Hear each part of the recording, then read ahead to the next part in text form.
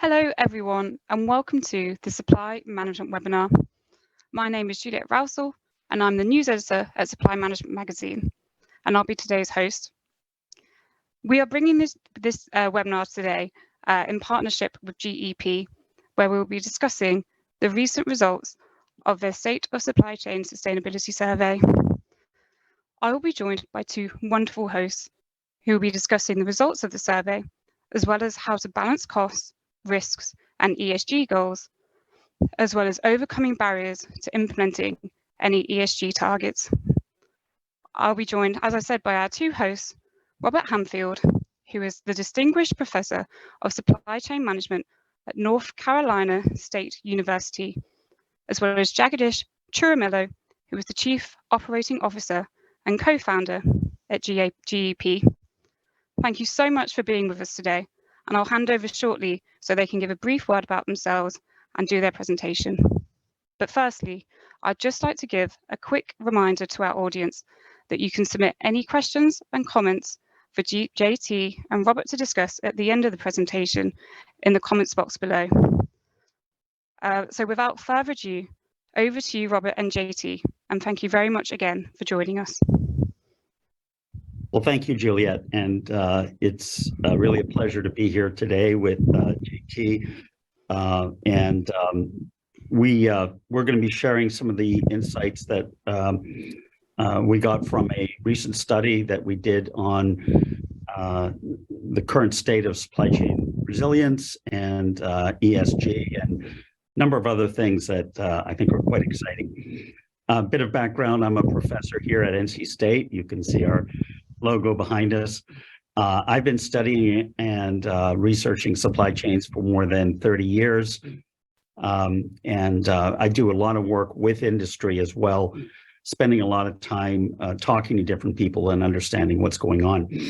And as part of this study, we did interview a large number of executives about the kinds of things that they're seeing and experiencing at the moment. And we have also worked with a lot of different kinds of platforms, technology platforms that are trying to manage supply chain risk as well as ESG. And we'll be sharing some of those insights with you today. And I'm really delighted to be able to do this with GEP and with JT and to share insights. Thanks. Thank you, Robert. And I'm just going to quickly give you a little background. Juliet, thank you. It's great to be here. So thank you for hosting this webinar. And for all those folks that joined also online, thank you for your interest in joining. So my name is Jagadish Churumelo. I go by JT. I'm one of the 4 co-founders of a company called GEP, which is about a 25-year-old supply chain and procurement company that's focused on, in the last 6-7 years, on sustainability. So I've been a practitioner in this space in the supply chain procurement place. Prior to GEP, I was with A.T. Kearney in their New York office and within the operations practice. And the last several years, we've been focused on sustainability, which also gives us a nice purpose as part of growing GEP. With that, back to you, Robert. Thanks, JT. So let me tell you a little bit about the study that we did. And this was a study that was brought about by a lot of the major challenges that are occurring. And just as a bit of background, I worked for as a pro bono consultant for the Joint Acquisition Task Force during COVID. And I've also spoken to the Senate. There's been several committees as part of Homeland Security and Government Affairs that have been dealing with the large number of supply chain issues. In fact, I was interviewed by the White House Council of Economic Advisors, and they're really struggling to try to figure out what to do. So everybody in the country knew about supply chains, was aware of the high inflations that was impacting it, and we're certainly hopefully at the tail end of the Fed's impacts to try to reduce those inflationary prices. We've seen huge swings in global demand. People had too little inventory. They swung to way too much inventory and have still trying to work off that inventory. At the same time, they had the wrong kind of inventory, so they had supply chain risks and not enough material. And on top of that, there were ongoing challenges in terms of high cost of capital. And so there's a lot of investment going on right now in warehouses, distribution centers, et cetera.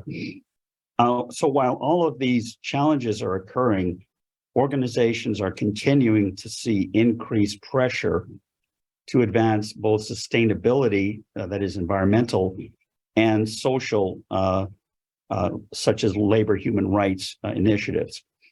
And we thought to ourselves, well, this is a great opportunity to try to see how organizations are working both on these, all of these different challenges. And how are they doing this? How are they simultaneously controlling costs, fighting inflation, and building supply chain resilience? So what we did is we began by interviewing a number of chief supply chain officers and senior executives across a wide swath of different industries, manufacturing, pharmaceutical, industrial, financial services. And then we surveyed more than 150 executives across the EU and the United States and asked for their perceptions of the kinds of things they were doing. And as you'll see, there were some really interesting findings, and we'd like to show those to you next. So what we have here are sort of the bottom line up front, as we like to say, and these are the key points that we'll be talking about today. JT, maybe you'd like to take us through these and describe each of these in turn. Sure. No, absolutely. So again, it's a great, very insightful survey of a lot of relevant folks within the industry, practitioners that are facing these challenges. So thank you for your great comprehensive study there, Robert. Now, some of these findings here, as most of the survey participants and respondents kind of indicated, there's a lot of unprepared as it comes to the supply chain procurement organizations regarding driving sustainability and the social goals. Some of those things, we'll talk about in a little more detail later on some of the challenges that are on the data, some of the challenges that are on where to start, and especially some of the areas in Scope 3. We're going to cover that later.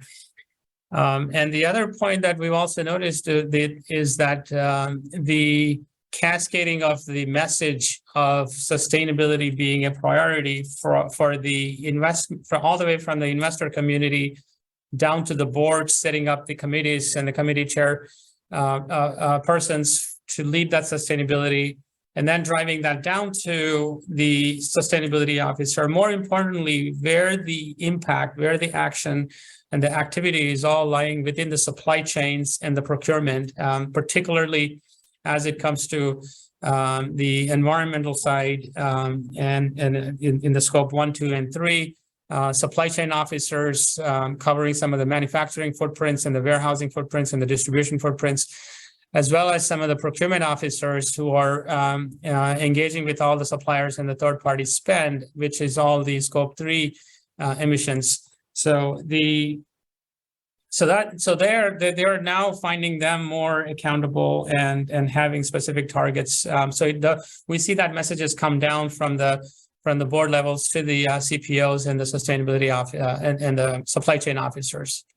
And the third insight highlighted here is the Scope 3 is largely ignored. And as many of you know, it's actually the 80% of most of their footprint is actually the 80% of the emissions are in Scope 3.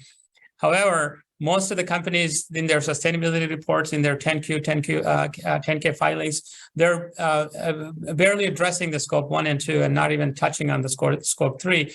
And largely, again, driven by some of the challenges about the data, where to start with the data, and also the lack of the perception that they don't have control on their suppliers, because this is this is a Scope 1 and 2 for the suppliers, and largely it's an influenceable emission footprints and not in direct control of these companies and the people responsible, the CPOs and the supply chain officers.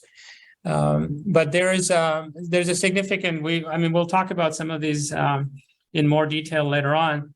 And there are some of the few companies have actually taken a lot of initiative, in fact, of setting these targets for their suppliers, science-based targets, and then working with them in a collaboration with some joint process improvement and joint investments in driving those emissions significantly lower. We'll get into that later on. And then the fourth one, on the new legislation slide, you've seen there's many of you know about the SEC proposal that's on the table for not only scope 1 and 2, but also scope 3.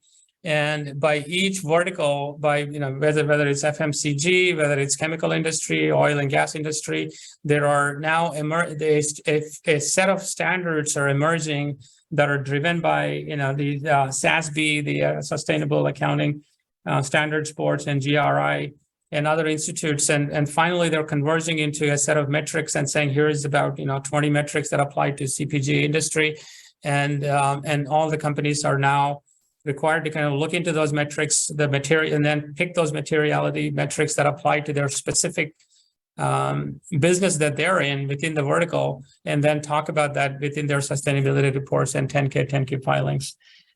So beyond the regulation that's coming around, it's by no means it's anywhere near the kind of the financial regulation, the requirements on the standardization that we have from the FASB for the financial accounting standards and reporting metrics. But eventually, I think in over next 5 years, we should see a convergence of standard metrics, very similar to how the three financial statements have evolved as standard financial statements for most of these public companies. We should see that evolution on the sustainability side. But beyond the regulation and reporting, there's other significant incentives that are being offered by the government to reduce the emissions on the regulation side. We've seen the recent Inflation Reduction Act by the U.S. government to significantly incentivize companies that have manufacturing plants and warehousing and footprint within the U.S. to drive emissions down. And then it takes anywhere between 30% to almost as high as 70% investment tax credit, which can translate into hundreds of millions of dollars for many of these Fortune 500 companies, as well as some of the production tax credits. So there's a significant incentives that are being offered. And then lastly, there's also additional specific regulations that are coming out with the CHIPS Act, and some of the imports on the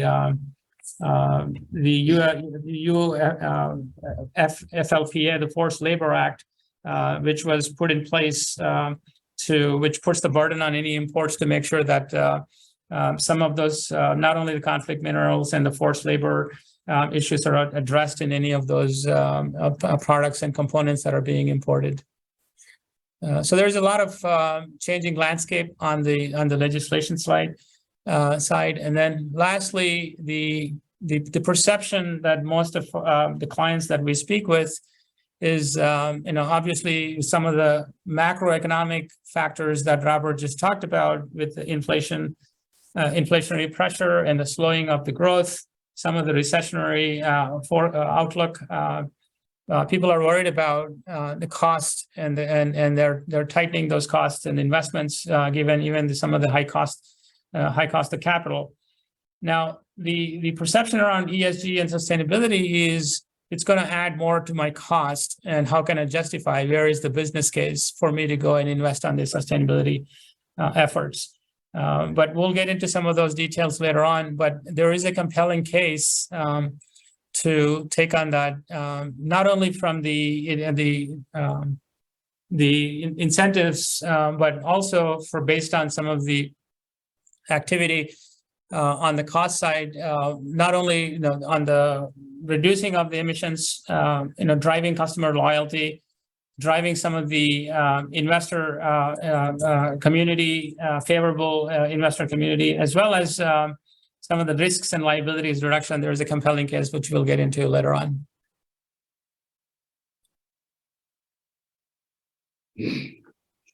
Great, thanks, JT. So let's kind of dive into some of these insights. The first one here is quite interesting. The fact that many of the boards of major companies are saying, look, we need to pay attention to ESG. It's interesting. Larry Fink, the CEO of BlackRock, is saying ESG is the #1 priority, and who would have thought that BlackRock would ever say that? But they are indeed, and they're talking about the investments community that's really pushing hard on ESG. So the boards are turning to the CEO and saying, well, what are you doing to reduce your carbon footprint? What goals have you set up? So a lot of organizations are building out these goals of zero emissions by 2030, reducing our carbon footprint by 50%, reducing our water usage, and so forth. And they're in turn, taking that directive and pushing it down on their chief operating officer, who's the #2 person that's primarily responsible. And #3 is the chief supply chain officer, because as we said before, Scope 3 emissions involve all of the carbon emissions, not just of your immediate Tier 1 supplier, but of your entire supply chain, which includes your Tier 2, your Tier 3, et cetera. And chief supply chain officers are, very often like deer in the headlights when they're caught with this requirement, because many of them have no idea who is in their Tier 1 supply base, as well as, let alone their Tier 2, Tier 3. And the challenges for collecting data from all of these entities on their carbon footprint is becoming a real challenge. However, within every challenge, there's an opportunity. And I think for chief supply chain officers, this could be seen as an opportunity to expand an understanding of what's happening in your supply chain, invest in supply chain mapping, invest in data collection, and understanding who is in your supply base, but then also able to understand, what are the risks associated with that supply base. And that's where I think a lot of these initiatives actually are starting to dovetail together, because as you start to get more information about your supply base, you're actually then also starting to build greater resilience. You have to thoughtfully design your supply chain design. You have to thoughtfully design your carbon footprint. And it's also starting to drive a lot of the initiatives around nearshoring. We did a project recently with an apparel company that looked at the total cost of outsourcing to a low-cost country versus a nearshoring or friendshoring type of activity. And there's definitely, when you start to look at total cost, there's opportunities there to not only reduce your carbon footprint in terms of distance traveled, but also to be more sustainable and to reduce costs at the same time. So it is possible to achieve all three of those objectives through improved information systems and data collection within your supply base. JT, I don't know if you have any thoughts on that. I think just to echo what you're saying, the supply chain officers and the sustainability officer leading the materiality assessment, they're really kind of honing down on some of the renewable energy projects there.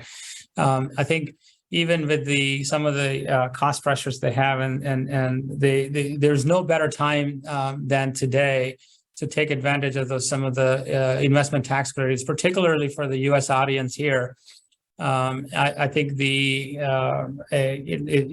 you can cover probably anywhere between 30 to 70% of your investment costs through those incentives that the government is offering. The first tranche of that, out of the $400 billion as part of the IRA, that's allocated towards the energy as well as some of the carbon emission reduction initiatives. The initial tranche is actually opening up as early as actually end of this month. The DOE, Department of Energy, is going to be taking those concept papers and reviewing them and then qualifying them. many of these applications for these investments on the renewable energies. And then there are several adders that are can be applied on top of the base 30% to bring it up to 70%. So we're seeing a lot of activity in those areas. Thanks. Next, please.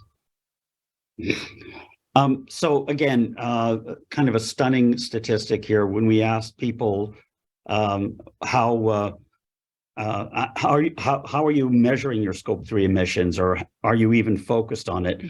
What are the primary activities that you're focused on in terms of environmental performance? Well, nearly everyone said, yeah, we're doing a lot of recycling, we're doing a lot of waste reduction, a lot of plastic reduction. Again, these are activities going on within our four walls. A lower percentage, we're looking at kind of scope 1 and scope 2. You know, our employees, how are they traveling to work? Are they using pooled resources, et cetera?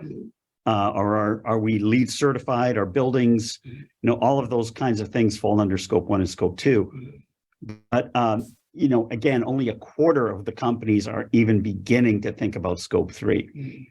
And I spoke with a couple of executives last week, and they said, you know, they're hearing a lot from some new startups that are claiming to have solutions to measure scope 3 emissions, but it is still very early in the process. And actually, if we go to the next slide, you'll see in the next 3 years, half of the companies say, yeah, we're going to prioritize scope 3 in the next 3 years. So that activity is definitely ramping up. But still, we're seeing a lot of companies really don't have the data, they don't have the metrics, they don't really have a plan for assessing and measuring those scope 3 emissions. Meanwhile, investors, again, are pushing for it, and companies are pushing for it because they're saying, we have these zero emission goals by 2030. How are we going to achieve those when 80% of your supply base is in your scope 3 or supply chain? So I think there's a real opportunity here, and those companies that are, you know, on the forefront of this, I think will be on the bleeding edge of helping to shape these technologies and helping to understand how we measure these scope 3 emissions. JT, any thoughts on that? Yeah, I think what the experience that we see in the industry working with various across the industries, again, is very, very similar. On scope 3 side, I mean, all of them have a net zero goal by 2050, 2060. But when you peel that down to, you know, what is your goal for next 1, 2, 3, even 2030, 5 years, and there's completely lack of any targets, any plan or roadmaps to get to. There is a handful of companies. I think your survey indicated about a quarter of them. But I think when you kind of come down to the specific targets that are in a short to medium term, I think it's probably even in the teens a percentage of the companies that actually have it. So we are seeing some of the companies taking proactive initiatives to set targets for 2030 on scope 3. And a lot of the main reason, again, there's a lot of challenges around how to go about getting the data on the carbon emission factors, on things that you're not you don't have a direct control on. But some of those companies who started working on those have started to collaborate with them, partnering with them. Some of the larger suppliers, they already established their science-based targets. For some of the smaller, mid-sized regional suppliers, they don't even know how to go about it. So I think they're partnering. Our client teams are partnering with them on establishing those targets, establishing some reasonable roadmap for their suppliers to reduce anywhere between 10, 20, 30% by 2030. Thank you. So another really interesting finding that was actually a bit of a surprise to us was the fact that cost, employee engagement, and reputation are the primary drivers for investment in ESG sustainability initiatives. And while that's certainly important, getting employees on board and building that reputation and that brand reputation, we were surprised at how few companies are really paying attention to the regulatory requirements that are coming down the line. And that includes, risk management and regulatory compliance, new regulatory changes, SEC proposals on Scope 3 disclosures, the large number of EU laws, and some of the EU directives on supply chain transparency around labor and human rights that are coming down the pike. And if we go to the next slide, I think it's worthwhile for companies to be aware that there's really a large number of these initiatives that are coming up. Again, the Inflation Reduction Act, as JT mentioned, has some sizable incentives. In fact, the EU is starting to push back. Macron, the French president, was saying that it's not fair that it's starting to provide an advantage to U.S. manufacturers that are giving these incentives to move to this carbon neutral type of environment. The Forced Labor Prevention Act is also forcing companies to show proof of their third-party audits. And we're doing a lot of work through what we call our Ethical Apparel Index research right now to be able to communicate audit results to consumers in an easier fashion. The Uyghur Forced Labor Prevention Act bans all goods manufactured in China's Uyghur district. Uyghur cotton is a big problem as well, and that's difficult to track because it's very often blended. The Supply Chain Due Diligence Act in Germany, last week we saw the first case come forward from Bangladesh. It is the first litigative action that's the Due Diligence Act is moving towards. There are severe fines associated with forced labor and not providing visibility, and the EU is following in those steps as well. And so I wouldn't be surprised if we're starting to see increased transparency and requirements to understand what's happening in terms of labor, child labor, overtime, harassment, not paying overtime, and those kinds of initiatives in terms of what's happening in your supply chain. The SEC ruling on transparency and metrics is also coming down. That will be coming forward in the next 5 to 10 years. And as I said, investors are also very focused on this, led by Larry Fink at BlackRock, but other companies as well are really pushing for companies to improve science-based targets. Now, one example is I spoke to a large biotech company. Their chief operating officer cited the fact that 3 years ago, they received an A- on the Dow Jones Sustainability Index. Over the last 3 years, they've hired more people in ESG. They've invested more in ESG. They put in metrics. And this year, they received a B- from Dow Jones Sustainability Index, which tells you that the bar is rising, that it's getting more difficult for companies to be able to meet these requirements, and that people really are pushing for science-based targets. I think one example I'd like to share on some of the recent company, a client of ours, German-based large manufacturer in the pharma, life sciences, agri-science business, and they've actually taken advantage of the U.S. The IRA Act. I think to your point, I think I was in Davos in January, and I heard the very similar things from the sentiment about the IRA being an anti-competitive measure from the U.S. to create such an incentive for. But it's not just for the U.S. companies. I think any company that has a manufacturing footprint in the U.S., warehousing footprint in the U.S., that they can demonstrate through these renewable energy projects that can reduce the emissions by 20%, which is a low bar. It's not huge. So if they can reduce that by 20%, they're eligible for applying for these incentives.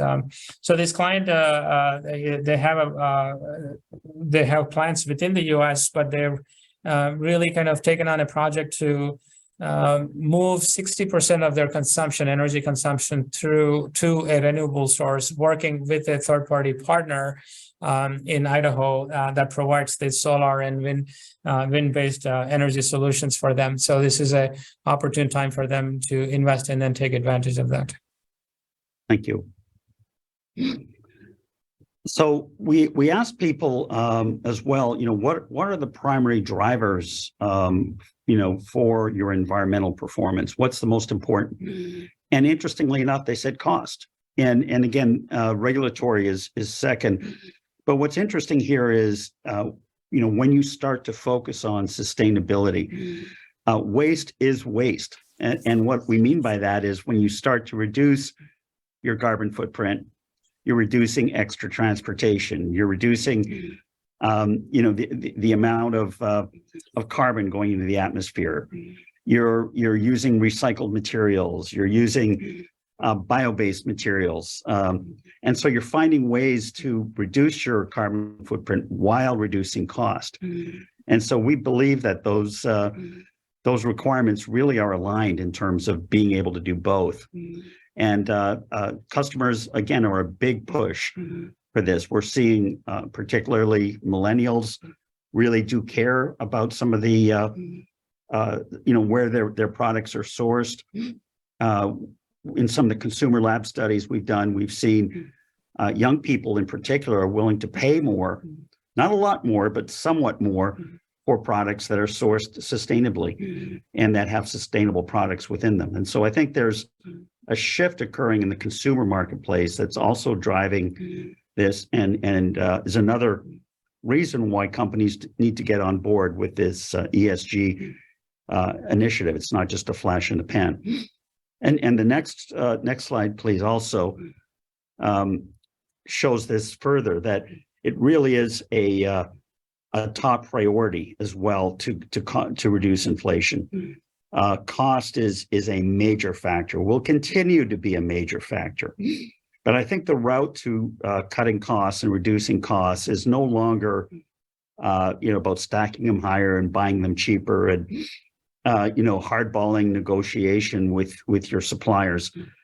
It really involves better understanding, where are the costs that can be taken out of the supply chain without impacting your supplier's margin. How can we find ways to do things more sustainably? Are there easier solutions out there? How are we trying to reduce cyber attacks through collaboration? And all of these things really is a different point of view. It's a much more collaborative approach that's required in managing the supply chain today. And this is something I think that we're going to see ongoing. That the companies that do this well are working much more collaboratively with suppliers to find these solutions, because they're supply chain issues. They're not just single buyer seller issues anymore. Yeah, I think just to add to a couple of comments there, Robert, is that also we're seeing a lot of innovation, supplier innovation in this space. So it's actually joint process improvement, working together on changing the manufacturing process, for example. It's not, and all the way from the product design. So they're engaging the suppliers in all the way the product design phase to see with a not just the cost focus, but also in the entire carbon emissions and the usage of the product, and then the end of life and how the treatment of the product. So all of those factors are taken into account with collaboratively with the suppliers, all the way from the design phase to the production phase, to help to your point about reducing the life over the life cycle of the product. And partnering and collaborating with some of their key suppliers on the innovation. Thanks. And then just kind of to double click on that, cost reduction is a function of greater innovation, and cost reduction is also going to drive social investment. So it does require that we make some capital investments in new technologies, in new innovations, and find ways to take out waste. And next slide, please, as well. The number one message here is, to be successful, initiatives that seek to drive sustainable outcomes must be aligned with cost reduction and must also be aligned with product differentiation, and greater resiliency. And so if there's any key message I want everyone to take away from this presentation is that resiliency, cost reduction, and sustainability are all aligned initiatives. You achieve them through the same means.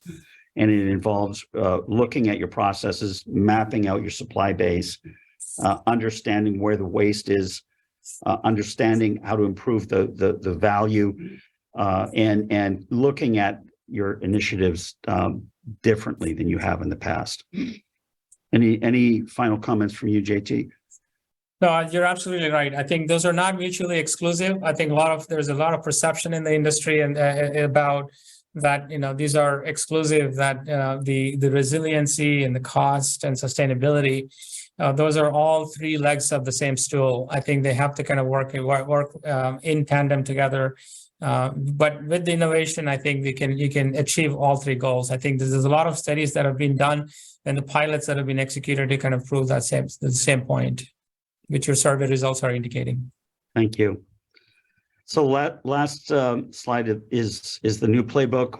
How do we do these things? How do we achieve these things? I think the playbook that we've identified here, I think really captures some of these insights. First step is to conduct material assessment, baseline ESG metrics, and start to focus on scope 1, 2, and 3 emissions. JT, maybe you can take us through these, as I believe this is a playbook that GEP is really working on with your customers. Yeah, absolutely. I think what we're seeing is that, we begin with the materiality assessment, which kind of gives an indication of what are some of the key for, not just for you within the vertical or the industry that you're in, but there are some standard metrics that GRI and others have expectations. But beyond that, specifically within that industry, based on the product and services that you're manufacturing or selling, I think there is a specific materiality assessment will help identify where are those key pockets that you can focus on to really kind of move the needle on scope 1, 2, and 3. So I think that leads to the next step of, what does the reasonable target look like? I think, like I said before, it's not about, being net zero about at 2050 or 2060, really getting down to what are some of the short-term, medium-term goals, and what does that roadmap look like? And what are some of the key abatement levers that you can apply to move the needle on those scope 1, 2, and 3. And a lot of those are actually done with the cross-functional teams. It's not about just the supply chain officer or the procurement officer. It is engineering, it is finance, it is some of the manufacturing leadership in the company need to kind of have workshops to identify and validate these, and in some cases, actually having this suppliers, some of the key suppliers as part of those discussions and workshops to identify what are those key abatement levers, and that really kind of identifies what the roadmap looks like, a prioritized roadmap looks like to get to those short, medium, and the long-term goals.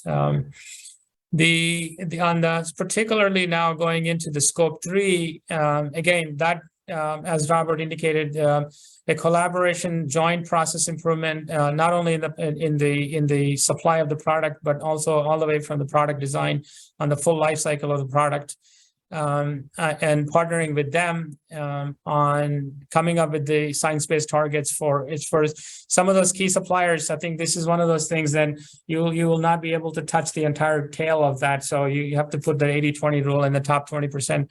Of the suppliers which contribute to that 80% of that footprint is where you can make a significant impact. So we've seen a few companies that are setting those targets and then moving the needle towards that. And lastly, there is a reporting framework. Again, it's not about a pretty report with a lot of pictures and then few. With the with employees and in social initiatives. Now it has become a very standardized template with very standardized metrics, and pretty soon there are going to be the SEC rulings are going to be requiring mandatory requirements of scope 1 and 2, and then in a few years after that, scope 3, and that'll have the equal impact and liabilities around those reported metrics as the financial metrics do today. if there is any material misrepresentation of the sustainability risk.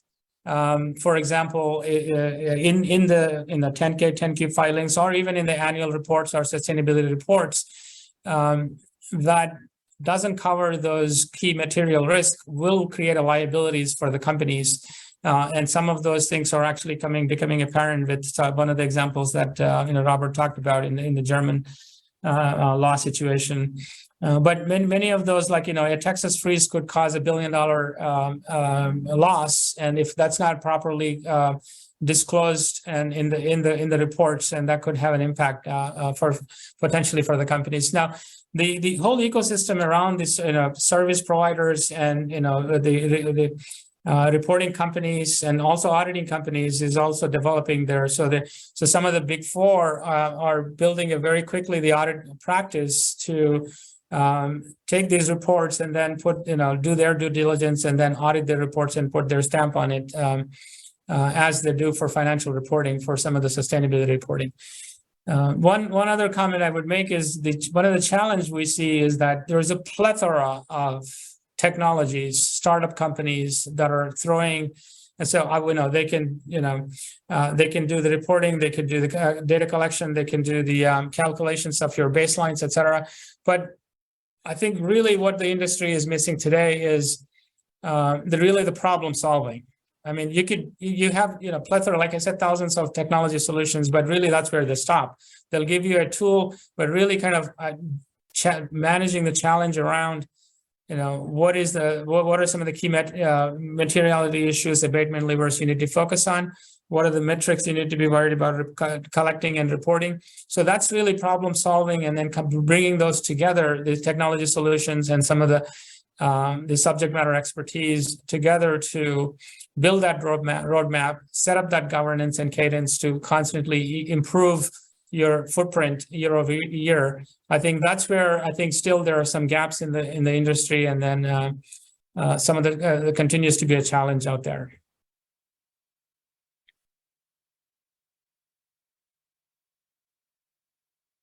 I think that's a great set of points, JT. And I would say that, I think one of the things that companies are also realizing is that, Scope 3 emissions sometimes are outside your immediate control unless you think differently about your supply chain. It is not just about, cutting cost and cutting waste to landfill, which is what a lot of people are measuring today, but thinking beyond that as to how we can change our product design and how our product is used. And what we do with it at the end of its product life cycle. A great example are electric vehicles. I don't think we've really fully understood the impact that electric batteries have on the environment. Especially for a lot of these green metals like nickel and cobalt and so forth. And we have to start paying attention to those upstream supply chain impacts. We also have to be thinking about downstream impacts with our customers. Great example here is Unilever. They realized that with the laundry detergent that they were selling, one of the things they could do is promote its use with cold water laundry, not hot water, because hot water uses more carbon to heat the water than cold water. And so they changed the design and the usage instructions on their laundry detergent products to encourage people to use cold water, which was just as effective as hot water. So again, thinking differently, I think, is an important message here. We'd like to maybe open up the dialogue to questions from the audience. I know there's probably a lot on people's minds, and we'd love to hear from you.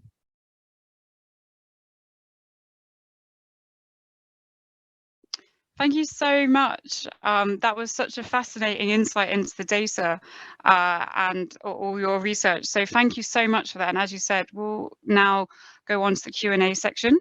So just a reminder to the audience, you can still submit questions, and we've got roughly about 15 minutes to go through with those. I just want to start off by asking you both, why would a chief supply chain officer be better positioned to drive ESG goals than the chief sustainability officer? And how would they best work together to accomplish goals that may overlap? Well, I think the chief sustainability officer certainly, in my opinion, has a wide purview in terms of identifying a number of different areas where sustainability initiatives can be driven.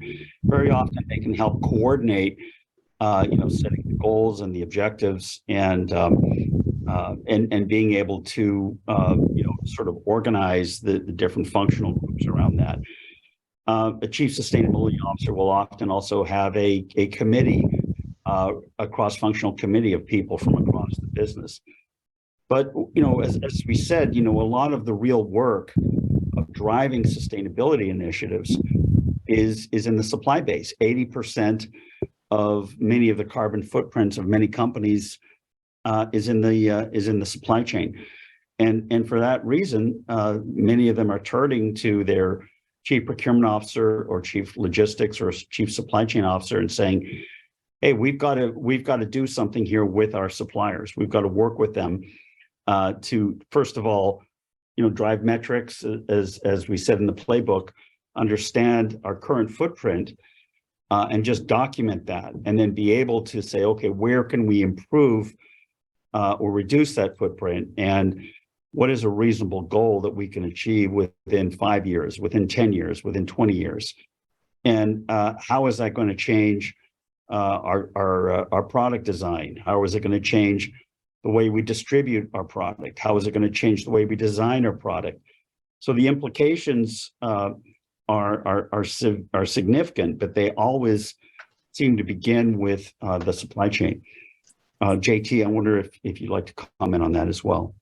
Oh, I 100% agree. I think the supply chain officers is where all the manufacturing footprint, distribution footprint, and the procurement, which is all the scope 3, as you mentioned, is all within the purview of the supply chain officers and the procurement officers.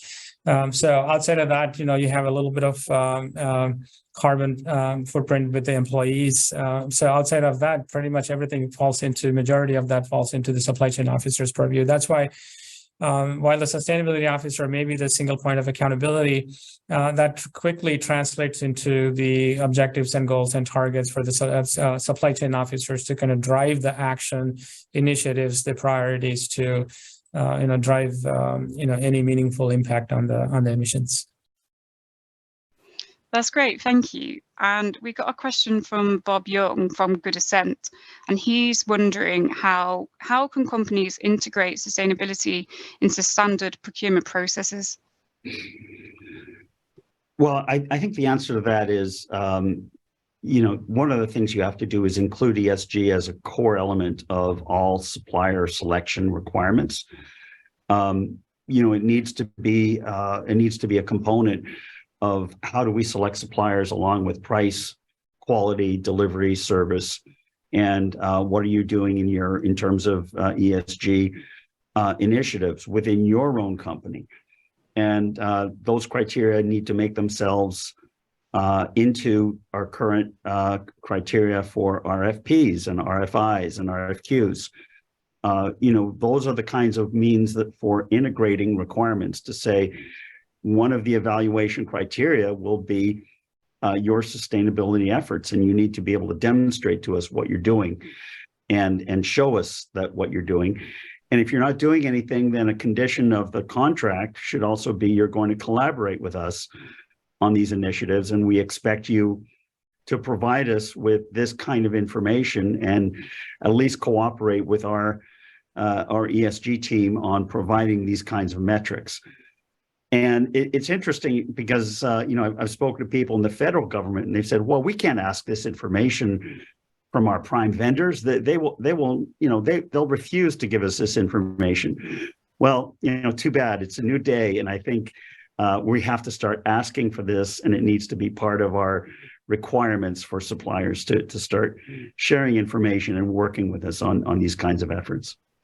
Yeah, I see that as like a 3-level engagement. One is like in terms of, we traditionally procurement have focused on service quality and cost. And now the fourth dimension is sustainability. I think it has to be part of every single inquiry that goes out and talks about supplier capability, has to look at, what their capabilities on the on the sustainability side.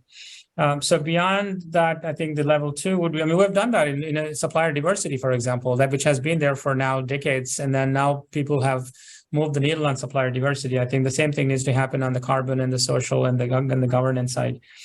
And then secondly, the level 2 would be then kind of soft mandates around, we require our suppliers to have science-based targets. And many of them, they're some of the smaller ones and regional suppliers, they don't know how to go about it. So partnering with them, helping with them establish their science-based targets, establishing the roadmaps on overall reductions over long term. And the level 3 is where actually the companies actually are very proactively engaging the suppliers on supplier innovation and collaborative workshops on joint process improvements, on product design, on manufacturing process improvement, distribution, usage of the product, and some of even the materials that goes into it, and looking at the overall footprint, carbon footprint in mind. And so that's those are the different ways I think we've seen the CPOs, the procurement officers, engage their supply base.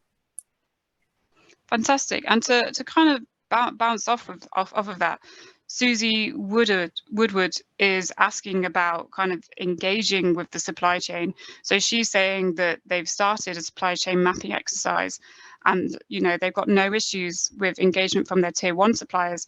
However, getting CSR issues and information, from their tier 2 and beyond is difficult, and they often get no responses at all. So she's wondering, how can you encourage that participation and communication with people, suppliers lower down in your supply chain? Yeah, I recently interviewed a chief supply chain resilience officer at a large big 3 automotive company. And, he said the only way to do it, that unfortunately there are no simple ways of supply chain mapping. A lot of people are coming forward with, AI solutions and so forth. And generally what you get with a lot of those is a whole lot of gibberish. They're not being validated. So really what you need to do is to ask them, is to make direct appeals to those individuals and talk to them and gain their trust. And that's really the only pathway forward. And the big challenge is historically procurement communities have been trying to dig down and understand what are the cost savings that are possible, and to try to require that information, whether it's to disintermediate suppliers or to identify hidden sources of cost savings that might be there. And so inherently suppliers may not trust you as a buyer when you start poking around their tier 2 suppliers and asking for information. So it really is about saying, look, this is something that's going to impact all of us, and we all need to be part of this initiative to take waste out of our processes, to reduce our carbon footprint, to ensure we're using safe labor. And because our customers are requiring it from us, and our investors are requiring it from us. It's not something that we're trying to, get around you or disintermediate you or anything like that. So trust and collaboration, I think, is an important component of the ask when you start looking for this information. The only comment I would add to that, I think, Robert, is that you're absolutely the trust and collaboration is the key.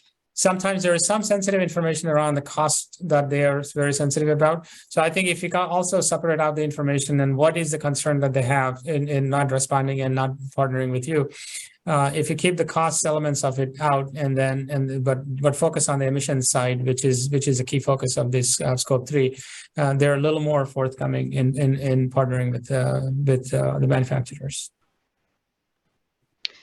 I feel like collaboration has been kind of a key word that's been mentioned today.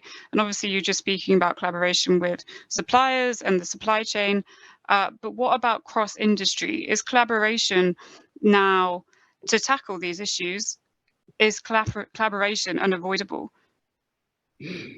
I think it is, and I think what we have to do is, as we start working through our supply chain, we need to understand other industries that are adjacent to ours, which may not directly, impact us, but which, if you look a couple of tiers down, directly have an impact, on that end-to-end supply chain. And so let's start with those industries that are adjacent to ours. Maybe it's chemical manufacturing, maybe it's iron ore mining, maybe it's lithium mining and processing. For some of those industries, we really don't know a whole lot about what's going on upstream in those supply chains.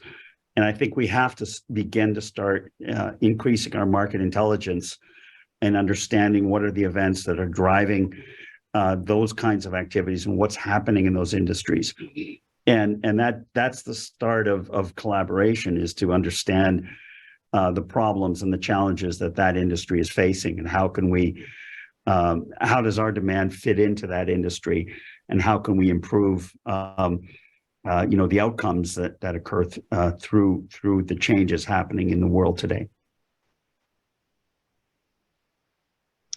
Have you got any more to add on that, JT, or are you ready for the next question? Yeah, we can go to the next question. Robert covered it. Okay. It's really interesting on the data that only about a quarter of companies focus on Scope 3 emissions, but that's where the biggest impact comes from. So what's the best argument for companies to make a bigger push on those initiatives? Well, I think, the way that you need to make a push is, if you can't really just wait and see and hope for the best. I don't think that's a strategy. I mean, doing nothing is, of course, always a strategy, but in this case, doing nothing, I don't think is a good one. I think you should at least start to begin to understand what are the standards, what are the metrics, how do we even begin to measure some of these elements, and can we shape some of the regulations and be part of those discussions that can impact that. For instance, I'm on a ASTM committee right now for supply chain data and supply chain terminology. That's a volunteer committee.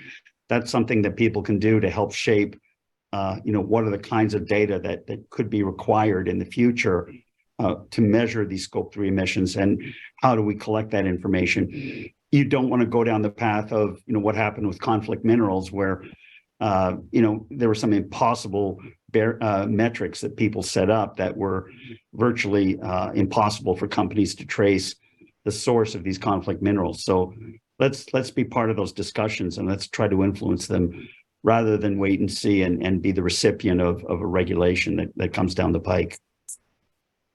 I agree with that comment. I think there has to be a lot of proactive measures that the companies can take. And one customer example, they've got together within some of the chief procurement officers. Actually, a few of them got together and created this procurement sustainability pledge. And now there are hundreds of companies that are actually signed up for it. And then together they're working as chief procurement.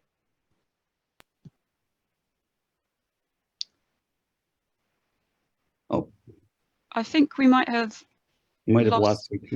We might have just lost JT for the very end of the session, unfortunately.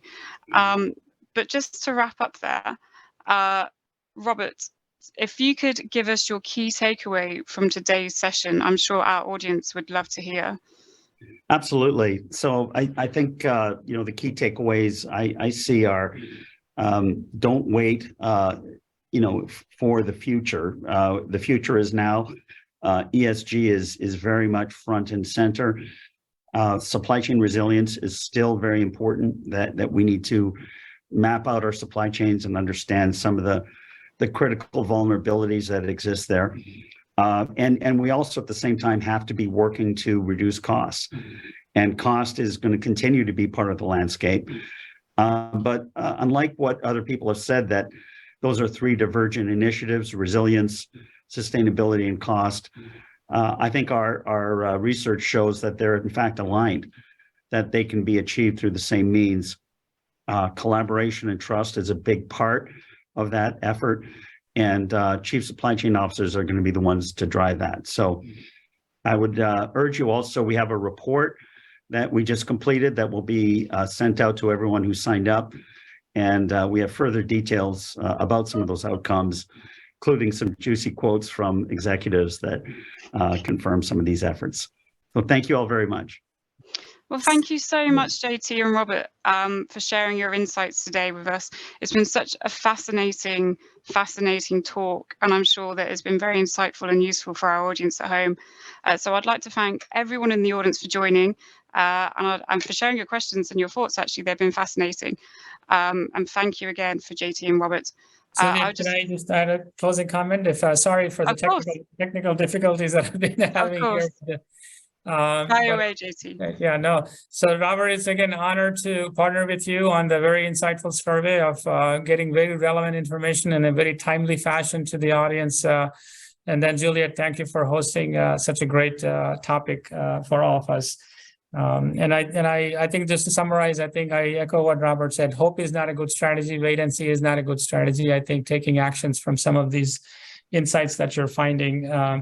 And if there, we'll be happy to help. I think the report actually talks about a little more detail, as Robert talked about, and we've been working with dozens of these initiatives on an annual basis with many of our clients on helping them on their sustainability journeys. So we'll be happy to partner with you on any of those in the future.